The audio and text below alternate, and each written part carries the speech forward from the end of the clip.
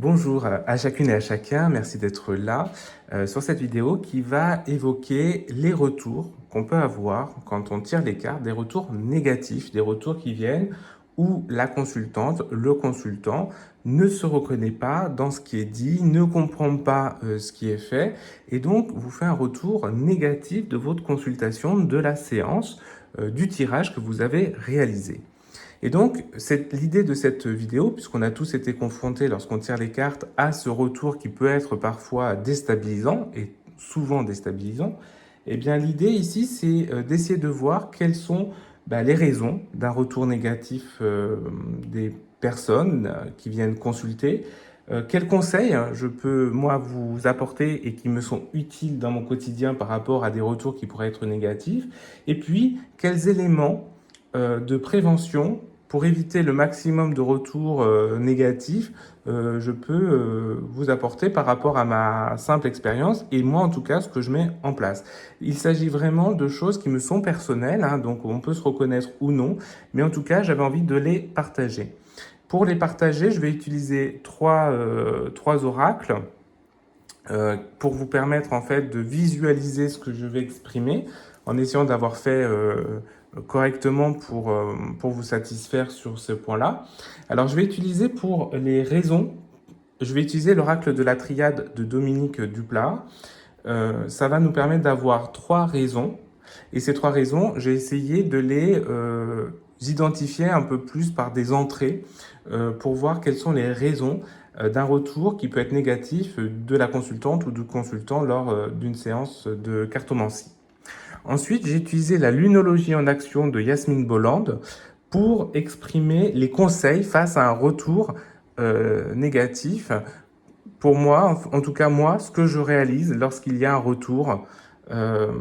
Et donc là, j'ai pris les cartes de la lunologie en action puisqu'il y a marqué des actions dessus. Je trouvais ça intéressant de pouvoir l'exprimer ainsi. Et ensuite, je vais utiliser l'oracle du monde d'Émilie de Dieu pour vous donner, moi, les éléments de prévention que je réalise pour éviter justement des retours négatifs ou pour mieux les saisir, mieux les comprendre, mieux les investir. Voilà. Donc voilà ce qui est prévu dans cette vidéo qui va durer, je pense, une vingtaine de minutes. Donc, on va passer au niveau des raisons. Vous avez fait une consultation, vous avez fait une séance et vous avez eu de la part de la personne qui est venue en consultation un retour négatif de votre tirage. Soit elle ne s'est pas reconnue, soit elle trouve que c'est n'importe quoi. Voilà, il y a quelque chose qui ne s'est pas joué. Alors, un préambule avant de parler des raisons. Vous avez vu que j'avais mis une carte de l'oracle du monde à côté. La première chose, c'est que j'ai pris la carte de la révélation pour dire que les cartes ne mentent pas. Donc, comme les cartes ne mentent pas, ce n'est pas la faute des cartes. Ce n'est pas le jeu qui est en cause dans le retour négatif. On ne peut pas avoir cette mise à distance en disant, en externalisant les raisons, les causes qui ont conduit à quelque chose de négatif. Alors, quelles sont les raisons? Alors, la première raison, ça peut être voilà, j'ai pris la carte de l'erreur. Ça peut être une erreur d'interprétation. Une erreur d'interprétation que vous avez faite. Et donc, puisqu'il y a erreur d'interprétation, c'est votre message qui est en fait mensonger par rapport à la vérité des cartes, de la révélation des cartes. Donc, vous avez un retour qui est mensonger par rapport à ce que vous voulez donner les cartes. Souvent, on peut s'arrêter là. Vous avez vu que moi, c'est simplement ma première carte de sous-partie de cette erreur. Donc, on voit que ça serait trop simple si c'était vraiment toujours ça. Première chose, donc, on peut avoir mal interprété les cartes. Et donc, on a donné une lecture mensongère de la vérité des cartes. Ça, c'est le raccourci qu'on peut faire souvent parce qu'on ne va pas au-delà. Deuxième possibilité d'erreur de notre part en tant que cartomancien, cartomancienne, c'est d'avoir trop mis de sentiments et d'émotionnel dans le tirage et l'interprétation. Ça veut dire en fait que l'on a surjoué chacune des cartes au regard de ce que l'on est nous-mêmes. Donc en fait, ici, on a donné une mauvaise interprétation, peut-être parce qu'on a trop réfléchi, trop raisonné, on n'est pas resté dans l'intuitif. Et là, on est peut-être allé trop dans notre sentimental, dans notre cœur, dans notre émotionnel. Donc on voit que dans les deux cas, c'est parce qu'on n'est pas resté vigilant à rester en intuition qu'on a pu donner de fausses informations, une incohérence du message et donc de contrecarrer la vérité parce qu'on a pu trahir en fait le message des cartes et on a pu malmener ce message parce qu'on a mis trop d'émotionnel dedans. Troisième possibilité d'erreur de notre part lorsque l'on fait un tirage et un retour négatif qui arrive, c'est lorsqu'en fait on a la tentation de donner au consultant ou à la consultante ce qu'elle a envie d'entendre parce qu'on pense savoir ce qu'elle est. Et ça, c'est d'autant plus vrai dans deux cas. Le premier, quand on se tire soi-même les cartes, et donc on a tendance à vouloir entendre ce qu'on a envie d'entendre, donc on est tenté par entendre ce qu'on a envie d'entendre. Ou la deuxième solution, c'est aussi quand on connaît la personne. Quand on tire les cartes pour la personne, eh bien on peut avoir tendance à aller trop vite. Je vous donne un exemple vécu. J'ai tiré les cartes pour une amie et à un moment je tire l'homme dans le tirage. Et je dis en fait, à la place de parler de l'homme proche d'elle, etc., je commence à donner le prénom de son mari. Et là, je me suis arrêté. Et je lui dis, pardonne-moi, je n'influence pas, il y a bien un homme autour de toi, et j'ai continué. Parce qu'en fait, et d'ailleurs ça s'est révélé, elle ne pensait pas à son mari à ce moment-là. Donc on voit bien que moi j'ai tenté, parce que je connaissais, j'étais tenté, je connaissais, donc j'ai voulu inciter au message. Et donc on voit que là, il y aurait pu avoir une erreur d'interprétation. Donc, première raison d'un retour négatif après une séance de cartomancie, c'est une erreur humaine de notre part. On a trahi le message parce qu'on a peut-être trop réfléchi par rapport à la révélation des cartes, on a peut-être été trop dans le sentimental et l'émotionnel dans nos cartes, ou alors on a pris des raccourcis parce qu'on connaissait la personne, on se connaissait nous-mêmes. Donc on peut avoir un premier élément sur cette erreur. Et parfois, on se dit, mais moi je comprends pas, j'ai tiré les cartes pour moi, c'est incohérent, parce qu'en fait, on attendait peut-être autre chose. Donc on voit bien ici qu'on a une erreur qui peut se faire. Mais c'est qu'une première raison d'un retour négatif. On voit qu'il y a deux autres raisons aussi. Donc il ne faut pas s'arrêter à soi et de se remettre toujours en question par rapport à soi tout le temps.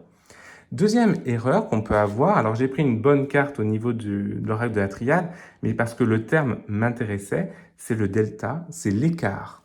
En effet, il peut y avoir aussi un retour négatif parce qu'on a un écart entre le consultant et le tirage. Et cet écart peut se jouer à différents niveaux. Alors, le premier niveau, c'est que l'écart vient questionner le consultant ou la consultante sur ce qu'elle est. En effet, les cartes ne mentent pas. Donc parfois on dit des choses qui sont des vérités ou qui semblent être des vérités, restons raisonnables entre nous là.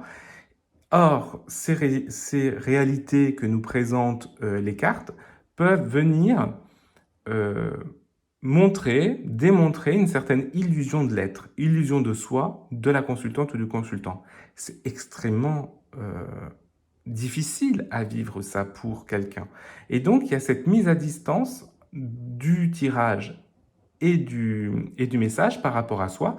Et donc, c'est l'illusion d'être qui vient donner, au fait, une interprétation d'un retour négatif. Le retour est négatif parce que la personne ne se reconnaît pas dans le tirage et pour cause, elle est dans une illusion d'être et donc c'est difficile de sortir de cette illusion d'être. Première possibilité dans cet écart entre le consultant et le tirage qui nous amène en fait à un retour négatif. Elle veut rester dans cette illusion d'être ou l'illusion d'être ou son être actuel n'est pas en lien avec les cartes. Et c'est pour ça que j'ai mis en préambule que les cartes ne mentent pas. Le deuxième, mais que nous, notre interprétation peut. Le deuxième écart qu'on peut noter, c'est qu'en fait, on a répondu à chaud. On a répondu à chaud, donc on a un besoin de temps. On a un besoin de temps, ça a été trop vite pour la personne pour qu'elle digère toutes les informations qu'on a pu donner. Et parfois, on voit que les retours négatifs vont assez vite, hein. Ils vont même très vite. Et donc forcément, entre le moment à chaud, on a accueilli plein d'infos et parfois des informations qui viennent bousculer intérieurement, et ben forcément, la première défense, c'est l'attaque. Et donc on dit non. C'est complètement aberrant ce que tu me dis, ça ne va pas du tout, je ne me reconnais pas, c'est pas moi. Et donc, on est bien dans ce côté où on a un besoin de temps parce qu'on a réagi à chaud. Donc, deuxième écart possible qui nous amène vers un résultat un peu négatif, un retour négatif, c'est ce manque de temps entre le retour et la séance, le tirage. Troisième chose entre cet écart, c'est l'épreuve. L'épreuve parce que, et ça rejoint ce manque de temps, c'est-à-dire qu'en fait, il est très difficile parfois d'avoir envie d'entendre des choses qui viennent vraiment trop questionner, qui nous mettent à l'épreuve. Et l'épreuve, elle est vraiment violente. Et je rappelle que nous ne sommes pas psychologues, nous ne sommes pas médecins, et donc parfois on amène des choses sur un terrain qui peut ne pas être stable, où on dit des choses qui viennent faire résonance sur autre chose, et donc on a besoin aussi d'accompagner ça parce que c'est important de ne pas laisser la personne dans l'épreuve. Et donc c'est là où c'est difficile. C'est pour ça qu'il faut, et on va le voir après dans d'autres choses à réaliser, qu'il faut pouvoir faire attention entre le moment de l'épreuve, entre le moment pardon, du tirage et le retour, parce que la personne peut être malmenée, vraiment intensément. Donc voilà, donc on voit, première erreur possible, c'est de notre fait, parce qu'on a mal interprété les cartes, on a trop réfléchi, on a mis trop de sentiments dedans, ou on a mis des interprétations dans notre tirage. Deuxième cause d'un retour négatif, là c'est l'écart entre le tirage et le consultant ou la consultante, parce qu'il y a vraiment un écart entre ce que la personne est et ce que les cartes lui révèlent d'elle-même. Parce qu'on a un besoin de temps à chaud, on prend peut-être que ce qui est négatif et on n'arrive pas à se poser dessus. Et puis peut-être parce qu'on a malmené la personne par rapport à notre tirage. Donc on peut avoir cette deuxième raison, c'est l'écart entre le tirage et le consultant. Troisième cause d'un retour négatif possible de la consultante ou du consultant, j'ai pris la carte du choix pour expliquer en fait le décalage entre l'attente et le besoin. Et donc, je trouvais que la carte du choix était intéressante, c'est-à-dire qu'on vient peut-être aussi consulter en cartomancie, mais pas forcément pour les bonnes raisons. Donc, on n'a pas forcément déterminé le bon choix ou pris le bon chemin. En effet, on a peut-être des personnes qui attendent un message précis, qui attendent une réponse précise. Et donc forcément, ils viennent chercher cette réponse-là. Et donc le message qu'ils attendent, ils espèrent le voir. Et on n'a pas répondu à leurs attentes, puisqu'on a évoqué ce que les cartes nous donnent, c'est-à-dire leur révéler un besoin en eux. Donc on peut avoir un écart entre cette attente et ce besoin dans le message. On peut aussi avoir une difficulté parce qu'ils attendaient autre chose dans le retour. C'est-à-dire qu'en fait, on a parfois des personnes qui peuvent se dire « Oui, mais vous ne m'avez pas dit quand ça allait arriver précisément. » Oui, on va avoir peut-être tendance à avoir dans les 3 à 6 mois, mais on ne va pas dire que c'est le mardi 24 mars où il va se passer telle chose. Voilà. Et je ne sais même pas si le 24 mars est un mardi, c'est un exemple là. Donc on voit bien ici que on a le retour n'est pas assez précis ou ne correspond pas à vraiment les attentes. Donc à la fois on a le message qui n'est pas celui qui est venu chercher, mais en même temps le retour n'est pas aussi celui qui est vraiment attendu de la part de la personne. Donc on voit aussi qu'il peut y avoir ces éléments-là. Et le troisième, j'ai pris l'image de la porte pour dire qu'on n'est peut-être pas du bon côté. C'est-à-dire que le tirage n'arrive peut-être pas à un moment opportun, où l'environnement ne s'y prête pas, où il y a peut-être quelque chose qui s'est joué sur l'environnement, sur le moment du tirage, que ce soit en nous ou au niveau du consultant ou de la consultante. C'est-à-dire que parfois, on fait un tirage alors qu'on ne le sent pas et on poursuit le tirage. Non, on l'arrête. Et on se dit, non, parce que c'est quand même un consultant ou une consultante qui vient, je vais perdre aussi peut-être cette affinité de chemin que je peux avoir avec elle, et donc on va poursuivre coûte que coûte en quelque sorte, et donc on ne fait pas le bon chemin. Et là, ça peut être nous comme le consultant ou la consultante qui vient à un moment qui n'est pas opportun. Donc on voit qu'il y a plusieurs causes, plusieurs raisons qui incitent en fait à donner un retour négatif. Soit l'erreur est humaine, et c'est la nôtre, soit l'erreur est humaine et liée à la consultante ou au consultant, soit l'erreur est liée en fait au contexte d'exercice de la cartomancie et du tirage en particulier. Cartomancie en général et du tirage en particulier. Voilà tous ces éléments. Mais on ne s'arrête pas là. Que fait-on maintenant, au-delà de ça, quand on a un retour négatif? Alors déjà, quand on a un retour négatif, et j'ai pris la lunologie, soyez humble, on est humble, on accepte le retour négatif. Alors j'ai mis à chaque fois deux en même temps, prenez du recul. Donc on accepte le retour, et on accepte le retour, on l'accueille avec plaisir, ce retour, parce que tout retour, qu'il soit positif ou négatif, est constructif. Donc, on est humble dans ce qu'on propose, humble dans notre tour. On ne dit pas si, tu vas voir, j'ai raison. Non. On dit, ok, j'accueille ce que tu me dis.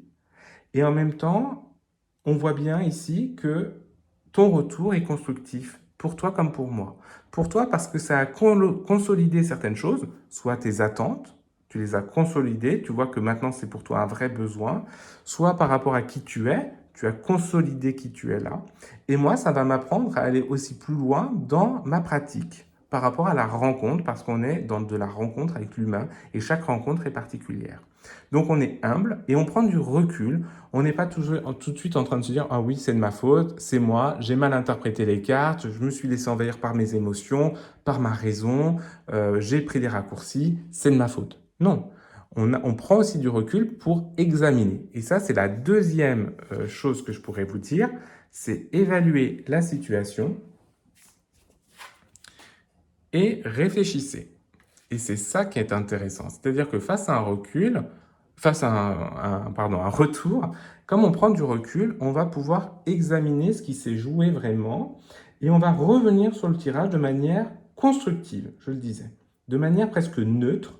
Et on va essayer de s'interpeller sur les raisons. Voilà. Est-ce que j'ai à un moment arrêté d'être dans l'intuition?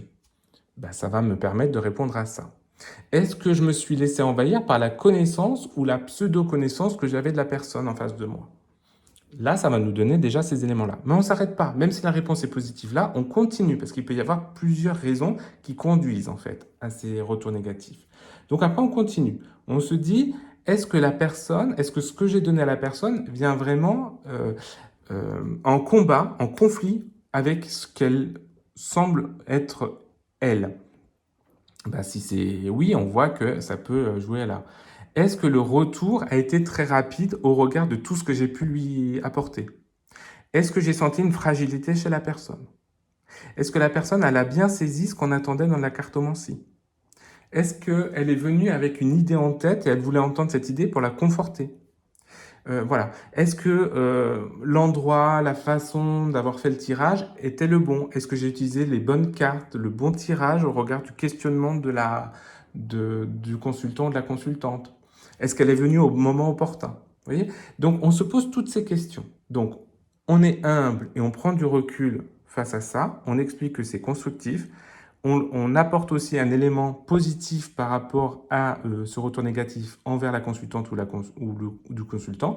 Ça l'a conforté dans certaines choses, et donc c'est positif pour elle, pour l'instant en tout cas. Et puis on va évaluer la situation, on va reprendre et on va réfléchir en fait à ce qui s'est joué. Et on ne reste pas à une seule raison qu'on aurait pu identifier. On examine vraiment l'ensemble du tableau. En tout cas, moi, c'est le tableau que j'emploie pour examiner quand il y a un retour qui peut être négatif, pour essayer de voir si je me suis laissé envahir et emporter, si la personne a été vraiment trop en écart, dans un décalage entre elle et ce qu'on a pu donner comme message, ou est-ce qu'elle attendait vraiment autre chose, ou moi j'attendais aussi une autre dynamique à ce moment-là, et que j'ai pas utilisé les bons jeux par exemple. Donc voilà, là on est vraiment sur cette dynamique-là. Troisième conseil que je peux vous donner, en tout cas moi qui me fait du bien, reconnaissez votre valeur et ayez confiance, tout ira bien. Alors ça, c'est extrêmement important parce que la consultante ou le consultant qui vous fait un retour négatif peut revenir vous consulter. Et là, on peut avoir une appréhension. On peut avoir une appréhension parce qu'on va se dire, oh là là, la dernière fois ça s'est mal passé, il faut que cette fois-ci ça se passe bien. Et là, d'un coup, on se met une pression. Or, la pression empêche l'intuition. Et donc, on peut faire des erreurs parce que c'est pas le bon moment et on va quand même aller dedans, parce qu'on va trahir un petit peu les cartes, parce que on va lui apporter ce qu'elle a envie d'entendre, ou parce que en fait on semble maintenant la connaître et donc on va lui donner d'autres choses. Et donc là, on n'est pas forcément bien. Donc il faut vraiment se dire, si on vient me revoir, si la personne vient me revoir, c'est que derrière son retour négatif, elle a perçu quelque chose tout de même, parce qu'elle ne revient pas. Elle ne reviendrait pas sinon. Alors parfois, elle vous dit, ah ben, je vais vous donner une seconde chance. Mais cette seconde chance, elle la donne à qui? À elle? À nous? Ou à la rencontre? À la cartomancie? Eh bien, peu importe. Mais en tout cas, on n'est pas le centre du monde, de son monde. Et donc, quand elle dit, je vous donne une seconde chance, c'est une seconde chance à la rencontre. Et donc, nous, d'un seul coup, on n'est plus au centre de son attention. Ce qui est au centre de son attention, c'est le jeu. Eh bien, moi, je vais vraiment rentrer par la bonne porte, je vais me prendre le temps, je vais être dans un bon environnement, je reconnais ma valeur, j'ai confiance en moi, et si je n'ai pas confiance, je ne le fais pas. Voilà, comme on le disait tout à l'heure. Donc voilà, donc au regard de ces trois raisons possibles, moi, les trois conseils que je vous donne, c'est accueillir de manière constructive ce retour négatif et percevoir du positif dans ce retour pour la consultante et le consultant, mais pour soi également. Ensuite, c'est revenir sur le tirage et de manière un peu plus neutre et essayer de s'interroger sur l'ensemble des choses qui auraient pu expliquer ce retour-là. Et puis ensuite, c'est accueillir de nouveau la personne dans la rencontre avec notre propre valeur. Et même, je dirais même, après un retour négatif, on peut perdre un peu pied. Et le prochain, on va surinvestir la réflexion au détriment de l'intuition pour se rassurer. Et donc, on va aussi trahir de nouveau, possiblement, le tirage des cartes. Et de là, on peut avoir un autre retour négatif. Et donc, c'est un cercle vicieux qui se met en place. Pour que ce cercle vicieux devienne vertueux, eh bien, on peut aussi mettre du préventif en place. Et c'est ce que je vais vous évoquer maintenant. Alors, pour les préventifs, moi, ce que je vous conseille, c'est toujours regarder par rapport aux résultats. Tous les résultats, ça veut dire tous les retours que vous avez, doivent vous questionner, qu'ils soient positifs ou négatifs, et à partir de là, vous allez à chaque fois réfléchir sur les retours. Souvent, on s'interroge que sur les retours négatifs, en se disant mince, qu'est-ce qui s'est passé, etc. Et on s'interroge très peu sur les retours positifs. Mais un retour positif, c'est de se dire mais en quoi la rencontre a pu avoir lieu de manière positive? Quelles sont les portes d'entrée que nous avons pu ouvrir ensemble? Quels sont les jeux que j'ai faits? Quel tirage j'ai mis en place? Quelle façon de raisonner les cartes j'ai pu évoquer? Comment la personne a agi et réagi à chaque fois dans notre séance? Eh bien, tout ça, ça nous permet de savoir sur quoi je peux m'appuyer pour vraiment déterminer une rencontre constructive avec la consultante ou le consultant, quel qu'il soit. Donc ça, c'est important. Tous les retours sont à questionner et donc il faut réfléchir. Dès qu'on a un retour, il faut qu'on se positionne. Moi, quand j'ai un retour négatif, même par rapport à un tirage, on va dire général, j'ai eu un retour très négatif par rapport à un tirage général. Je me suis pas dit, oui, mais là, c'est un tirage général, il se reconnaît pas. Non, j'ai essayé de regarder vraiment et de voir quelle était ma part, quelle était sa part, quelle était la part de la cartomancie, et puis quelle était aussi autre chose que je ne peux pas maîtriser. Et donc, à partir de là, ça me permet, moi, de me conforter. Par ailleurs, sur ce retour négatif, j'ai posé mon attention, mais quand j'ai eu, pour la même vidéo, 15 ou 20 retours positifs en MP, et ben forcément, je m'interroge tout autant. Comment il est possible qu'une vidéo puisse apporter des retours négatifs ou positifs? Ça n'appartient pas qu'à la personne, il y a aussi autre chose qui se joue. Et donc, c'est intéressant de s'interroger. Alors, parfois, on est pris par le temps, et moi, j'avoue, j'ai pas le temps de m'occuper de tous les retours positifs ou de l'absence de retour, qui est un retour aussi. Et donc, c'est important aussi de pouvoir prendre ce temps. Premier conseil d'élément de prévention, tous les résultats, qu'ils soient positifs ou négatifs, sont des résultats à questionner pour pouvoir s'améliorer, donc construire sa réflexion. Le deuxième élément de prévention que moi j'utilise, c'est beaucoup de communication avec la consultante ou le consultant. Ça veut dire que cette communication, elle a lieu sur le travail. En gros, j'explique déjà ce qu'est la cartomancie. J'explique ou je réexplique ce qu'on va attendre de la cartomancie. Ça, c'est important également. Et puis, je prends le temps de la clairvoyance. Ça veut dire que je prends le temps de de faire un pas à pas avec cette personne-là. Et souvent, maintenant, je commence mes tirages par du développement personnel, par essayer de voir ce que me disent les cartes sur la personne en elle-même avant d'être dans du prédictif, avant d'être dans de la guidance pure, c'est-à-dire déjà de faire un état des lieux. Et je lui demande si ça fait résonance en elle. Si elle me dit oui, ça nous permet d'avoir déjà un lien en disant, vous voyez, les cartes peuvent dire quelque chose qui vous correspond. Donc, on peut poursuivre. Et on passe à l'étape 2, qui serait plus peut-être de la guidance, puis l'étape 3, du prédictif. Et ben, dans tous ces éléments, je fais à chaque fois des pas à pas, des étapes, et à chaque fois, je lui demande, est-ce que il y a des éléments qui viennent vous rejoindre? Est-ce que vous avez une résonance en vous? Si la personne me dit non, on arrête là. Parce que ça veut dire qu'elle s'est mise à distance, ça veut dire que les cartes, je n'ai pas réussi à rentrer dans les cartes, ou la personne n'a pas réussi à rentrer dans les cartes également, c'est pas le moment de la rencontre. Ben on dit, bah, ça veut dire que là, bah, peut-être qu'il y a quelque chose qui ne se fait pas, on arrête là, on pourra reprendre quand vous le souhaiterez. Et quand elle reviendra, on refera un tirage et peut-être qu'elle aura mûri, parce qu'il y aura eu du temps, peut-être qu'elle aura mûri la façon de faire.